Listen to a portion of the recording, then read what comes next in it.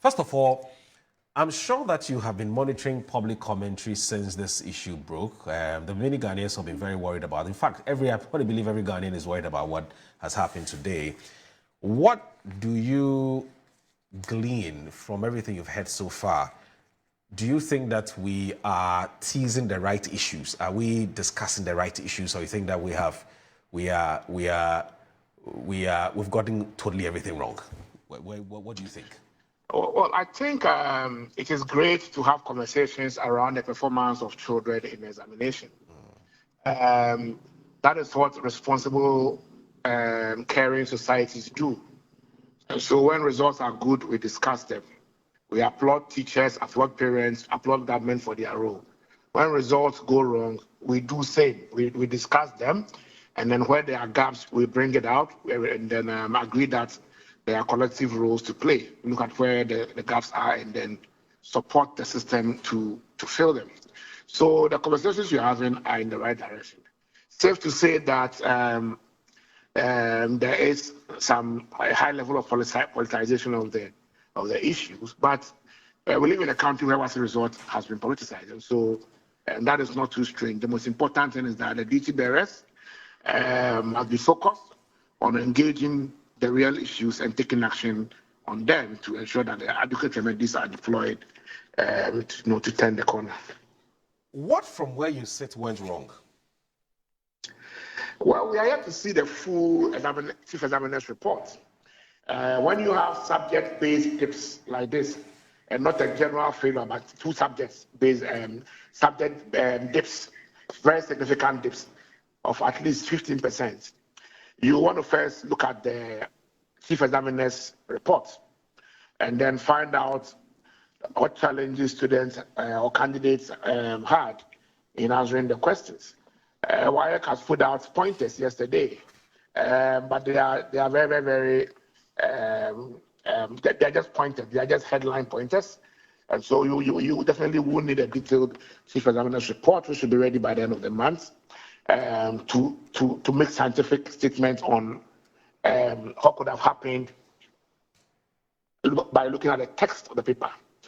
However, having engaged stakeholders, we actually launched an online survey of senior high school teachers. We are aiming to reach about 1,000 of them. We haven't gotten to, we are just around 300. We launched it on Sunday.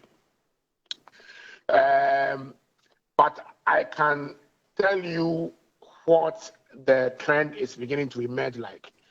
Many of our senior school teachers believe that the main reason, the first contributing reason could have been poor preparation or inadequate preparation. Okay, that's one. And then under inadequate preparation, one which has come out so far kept me thinking is that one headmaster explained to me, in the category A, explained to me that the nature of the questions we are talking about this year were applied. And that many times students are used to questions that require recall answers. So because there was a significant dose of applied questions in there, they struggled. That is what one headmaster in senior high school told me. And so it all points out to inadequate preparation, because if you are prepared for only ABC line of assessments and you went and met DEF, then it means that you did not prepare adequately as expected. The second reason it emerged is the strong invigilation. WAEC confirms, all the schools confirm that this year's WASSCE the invigilation was too hard. In schools like Invigilation Tech, you had WAEC officials visiting schools like that, every subject. 5 years ago, there was only one or so WAEC external official in the Upper East. By 2021, yes, there was only one external WAEC official in that part of the country. But today, I'm using that as an example, that WAEC was present doing every paper. So there's no room for misbehavior. So when students are not used to that, students are used to expecting help from invigilators and teachers. And so when this new normal intervened this year, as a result of poor preparation, because they were expecting that they would get some support, many of the students struggled, especially in subjects that are traditionally seen as difficult subjects, including mathematics. And so you would expect that poorly prepared students meeting strong invigilation will definitely struggle based on the level of their AL preparation. I think these are the two key drivers that is emerging from the survey that we are running and clear eyes that I have had with some senior high school teachers and heads. So let's look at the first issue. So you talk about poor preparations, and tied to that is what appears to be a change in the approach, okay, of answering the questions in terms of what is expected of the children, of the students. You said instead of the traditional, learn by rote and then regurgitate them, and that's what we say, chew, pour, and pass. Now they're being made to be more analytical. They're being asked to be more analytical in dealing with the questions. When did we introduce this new model of answering these questions in that particular way? I don't think it should be a question of when we introduce, because it is not supposed to be new. Okay. We have been pushing for it all this while. It is supposed to be a question of, it's rather a question of how regular are such questions. Right. Because speaking to the teachers, you get the impression that sometimes they come, but regularly they don't come. And so when they prepare for this line and see this one, then they're surprised. So it is not that it hasn't happened before. Okay. But then it wasn't expected because regularly they will be getting state defined. There are some questions in maths that requires English comprehension to appreciate. If you look at what the headline issued in relation to the gaps, problem understanding, story. I don't know how to put it. You call them story questions. English questions in maths, right? Yeah. So you have to apply them to make sense.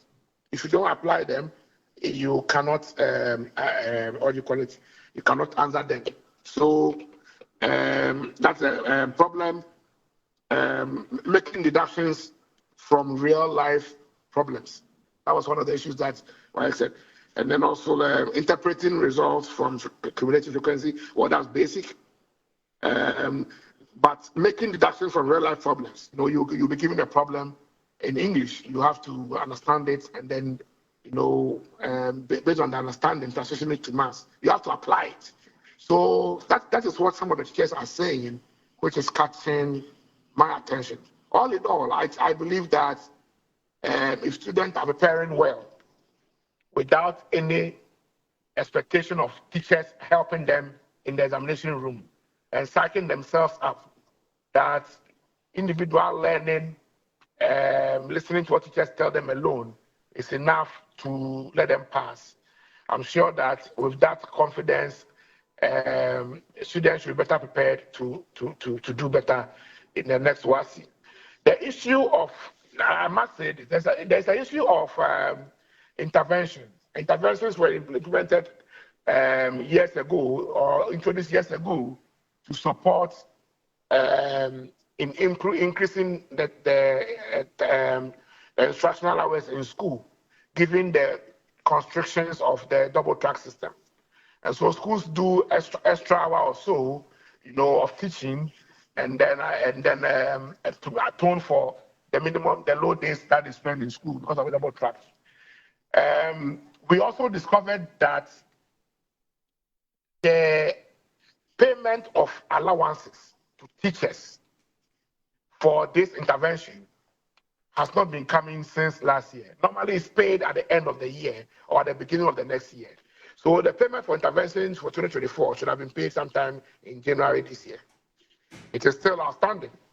And so I'm not saying interventions were not done. they are still being done, but payments are standing. So it's important that the GAS prioritizes paying teachers for the extra work done.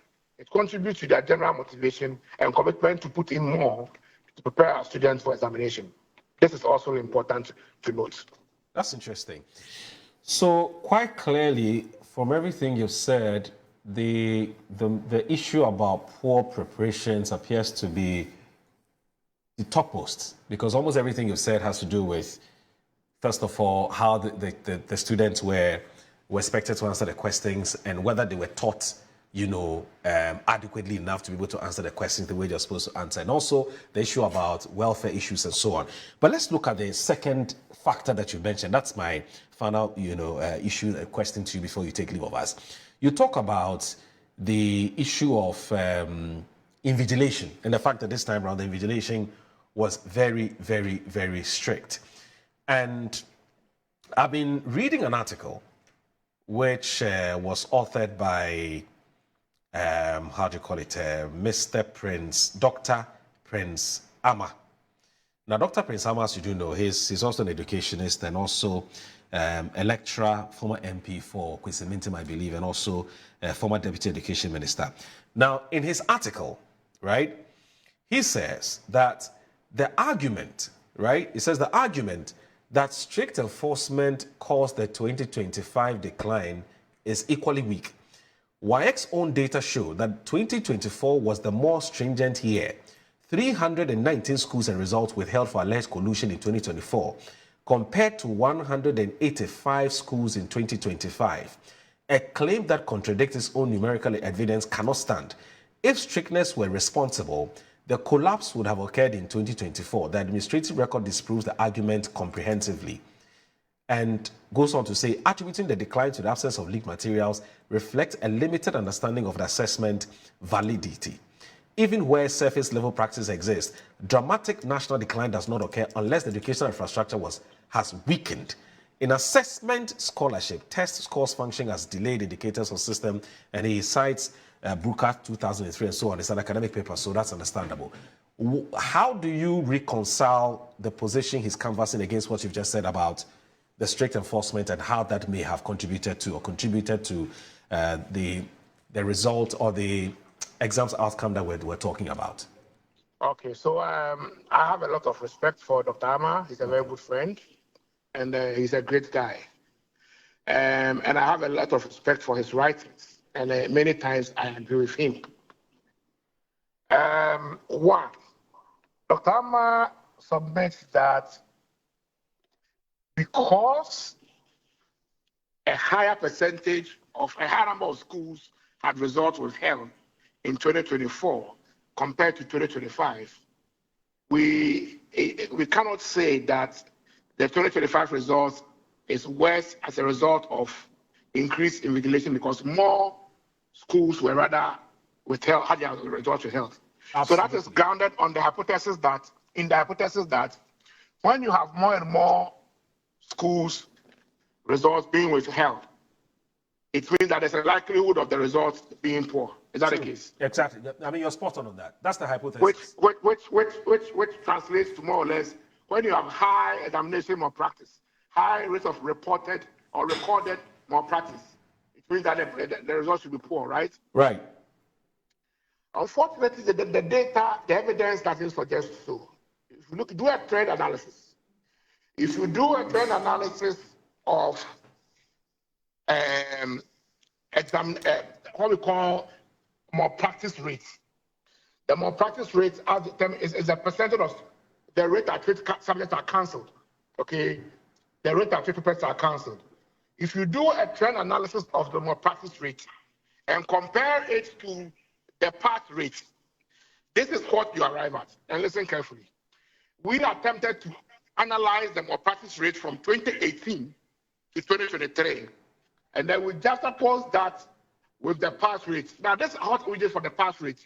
We did a cumulative pass rate for the 4 core, so all of the pass rates average. Now, you find that in 2018, the pass rate, the malpractice rate was 0.8. In that year, the pass rate was 52%. Okay. 2019, the malpractice rate increased to 2.5.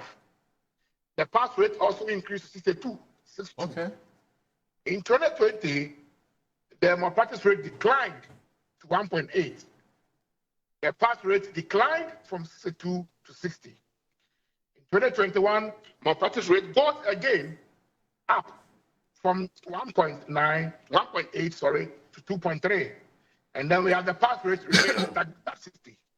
Now, if you look at 2022, the malpractice rate increased to 6.9. And then we had a pass rate increasing to 64. In 2023, malpractice rate increased to the highest in recent times, which is 10%. And the pass rate also increased to the highest in recent times, which is 70%. So if you look at the data from WASSCE, there's actually a direct correlation between the malpractice rate and the pass rate. So it is difficult to have the evidence to support the claim that once more and more schools are having results being withheld for suspected malpractice, the actual result should actually go down. No. The trend analysis from Ghana indicates that it actually rather goes up. We are yet to find out why. But there's a deeper conversation to have. And so I don't subscribe to that submission. I also want to say that when we say a school's results have been withheld, it doesn't mean that the results have been cancelled. You can have 500 school results being withheld and all released because they are withheld because investigations are ongoing and haven't been completed. And WASSCE wants to release the results early. That's why they are withheld. It doesn't mean that they have been found guilty. So they haven't been cancelled. So normally you do this analysis in April. Next year, April, by which time the malpractice data would have been ready. The final malpractice data and final results have been ready. But at this point, you cannot be using this to compare against each other, and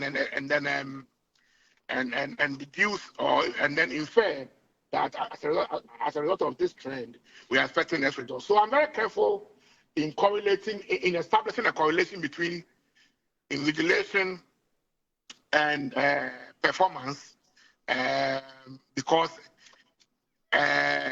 we don't have the full data for 2025 yet. Even 2024, we don't have. We don't have the 2024 one. So let's take our time, wait for the data, and then we can engage when the full result is ready. All right, but Kofi, just before you take leave of us, the syllabus that's being used in senior high today, which year was it introduced? The syllabus was introduced 2 years ago. In fact, it was introduced last year. Okay, last year. Yeah. Okay, so it's a fairly new piece of document to these schools. It was introduced last year. Last year. So last year it was introduced with the first batch of the free senior high school. It was introduced with the Form 1 students who went to school last year. Okay. So it means that only 2 batches are using the new curriculum. Those in Form 1 and those who just left Form 2, who just joined Form 2. Okay. All right. Kofi, thank you so very much. Let me conclude by saying that the relationship between improved invigilation and malpractice is not a straight rule. All right. Okay. And so a lot of research has to be conducted because sometimes when there is increased invigilation also, you find out that a lot more people will be caught because of the increased invigilation. Okay. You understand?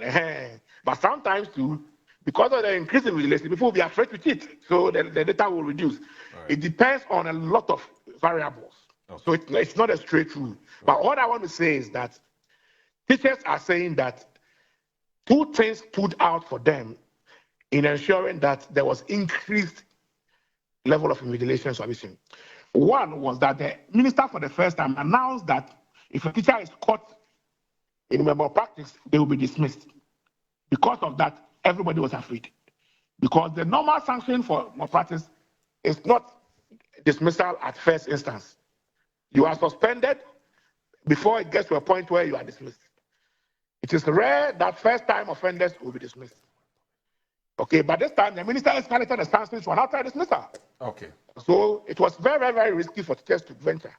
So that new paradigm is very, very important because people will change their attitude towards supporting students with the fear that they might lose their license. The second one was that the GS Data General also ensured that all schools had signed undertakings that they are going to be held responsible for any malpractice that occurs in their schools. And we've been following up on these two things. We've been pushing for these two things for the past 5 years. So we're happy that we saw these things being implemented.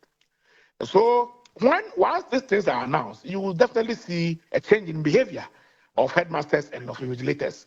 And so it is good that we are reporting increase in regulation. If the increase in regulation leads to more and more cases of malpractice being apprehended and started being cancelled, that's fine. We want credibility to be restored in WASSCE. That's what we want. And so let's not be too quick to compare preliminary data until we have the final data from WAEC, so that we can say that these are the results. This is the malpractice rate as calculated by WAEC. And let's try and see the correlation between enhanced invigilation, malpractice trends, and then the results trends. Fantastic stuff. Kofi, it's always a pleasure talking to you. Have a good day, sir. Thank you.